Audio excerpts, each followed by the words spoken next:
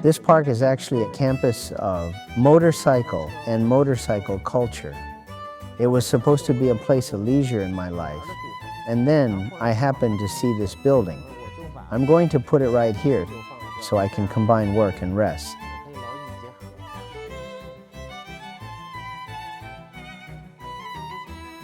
Most people build a life around their work. But what happens when you build your work around the life you love? What was once a forgotten radio station is now home to a bold yellow building. A playful exterior that stands out like a statement. But it's what's inside that truly surprises. Before we begin, a friendly reminder to subscribe to us now and stay in the loop of more design and architecture related contents.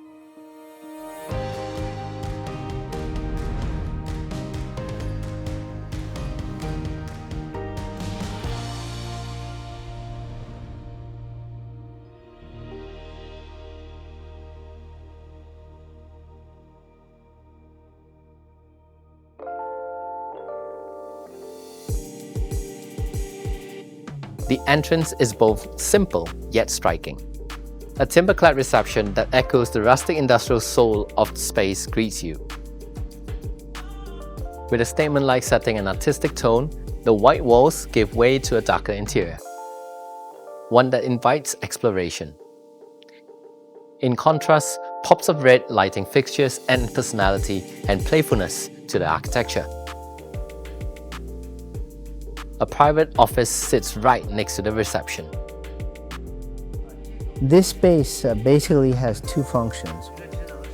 One function is a branding workspace is here. Then so it has a lot of magazine-related submissions, including the arrangement of the design copy. This is part of it. The other one is a lot of my usual biking equipment is placed here. Any part of the building itself, in addition to repairing the walls, we can, and any part of the building itself, we cannot intervene in decoration. So in the process, we just figured out many of the building's architectural requirements, ways to adhere to them. For example, the solution to this space in the middle, it's basically three-dimensional. It is solved with 3 floors. What about the 3-story steel structure? It's like in the box of this building. It's a 3-tier architecture.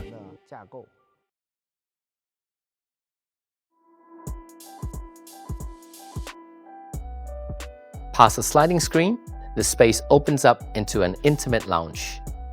In this space, every surface tells a story. Marble lends elegance, metal adds structure, and wood brings the comfort of something time-worn. A minimal pantry is neatly tucked into the side. This is actually ours, equivalent to living room. Then generally in a studio, there are very few living rooms, but I think sometimes good. This studio, his setup can transform our work logic. Well, then this living room, it's an environment I prefer.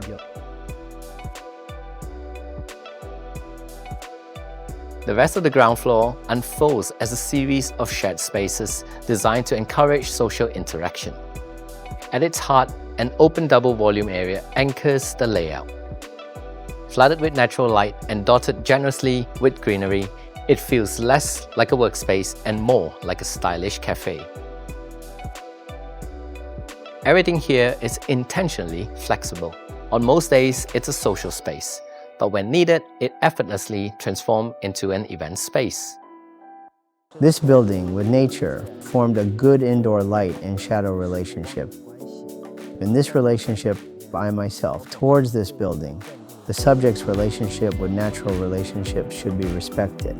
Respect and intervention. What we did here, 70% is respect the light and shadow of the building itself.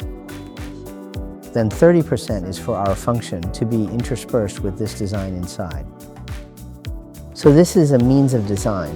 The purpose of that design is to, in this overall environment, try to elevate everyone's comfort.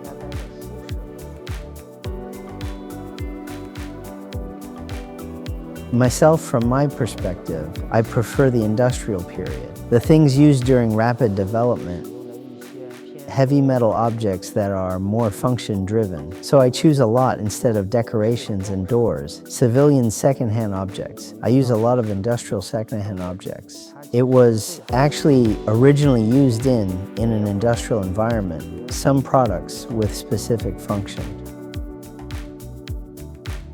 Another point, in terms of materials, we pursued a lot of simplicity and time-worn materials. It's just that I don't like newer things very much, or a relatively new space. I'm not referring to new technology. It is with this requirement towards textures. I chose some materials with a sense of time. This sense of time represents, it has traces of time when I use it. And also there are some materials, in the process of designing and renovating over time. It will also have new traces.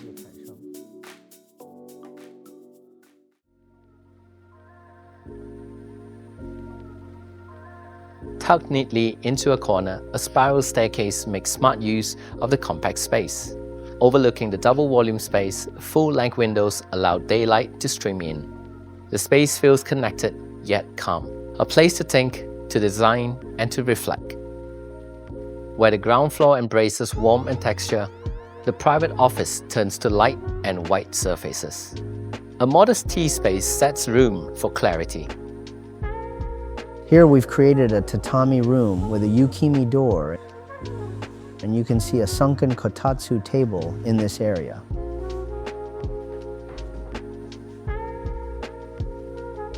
This is actually where I sometimes, when I'm tired from work, I'll meditate here and take a break. Sometimes I even exercise.